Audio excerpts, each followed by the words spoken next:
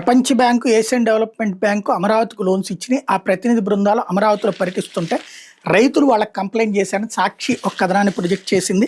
రాజధాని అమరావతిలో చట్టబద్ధంగా తమకు హక్కులున్న భూమిని జీవీ ఎస్టేట్స్ అండ్ హాస్టల్ సంస్థ కేటాయించి ఆ భూమిని ఖాళీ చేయాలని రాజధాని ప్రాంత అభివృద్ధి సంస్థ కమిషనర్ నేరుగా తమను బెదిరించారని ఆసియా అభివృద్ధి బ్యాంక్, ప్రపంచ బ్యాంక్ ప్రతినిధులు శుక్రవారం మందరం గ్రామ రైతులు పసుపులేడి జమలయ్య, కలపాల శరత్ కుమార్ ఫిర్యాదు చేశారు. భూ సమీకరణ కింద తాము భూములు ఇవ్వలేదని చెప్పినా ఈ నెల 5న యంత్రాలతో దౌర్జన్య కంచెని ఫెన్సింగ్ను తొలగించి భూముల్లోకి ప్రవేశించి లాక్కోవడానికి ప్రయత్నించారని తెలిపారు. అందుకు సంబంధించిన వీడియోలు, ఫోటోను కూడా అందజేశారు.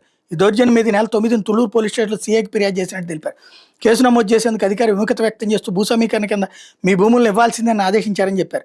ADB safeguard policy statement, world bank environmental special framework ప్రకారం బలవంతంగా భూములు తీసుకోకూడదని, సిఆర్డీ అధికారులు వాటిని ఉల్లంఘించి తమ హక్కులను కాలరాస్తున్నారని వివరించారు.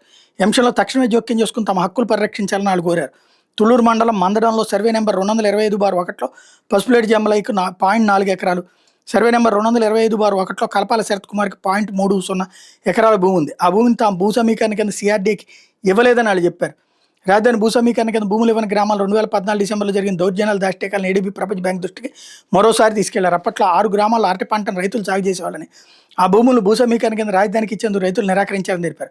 భూములు ఇచ్చేందుకు అంగీకరించిన రైతులు బెదిరించారని, సాగు చేసిన పంటలకి నిప్పు పెట్టి కాల్చేశారని చెప్పారు. ఇప్పుడు భూములు ఇచ్చేందుకు అంగీకరించిన తమపైన కూడా అదే రీతిలో దౌర్జన్యం చేస్తున్నారని తెలిపారు. ఈ దౌర్జన్యం కనుపై ఈ నెల 10న సెంట్రల్ విజిలెన్స్ కమిషన్, రాష్ట్ర ప్రభుత్వ ప్రధాన కార్యదర్శి, ప్రభుత్వ ముఖ్య కార్యదర్శి, CRD commissioner, additional commissioner, deputy collector, DGP, SP, DSP, ADCL chairperson, Guntur జిల్లా collector, joint collector, Tulluru SI, CI, హోంమంత్రి, హోంశాఖ ముఖ్య కార్యదర్శికి ఫిర్యాదు చేసినట్టు చెప్పుకొచ్చారు.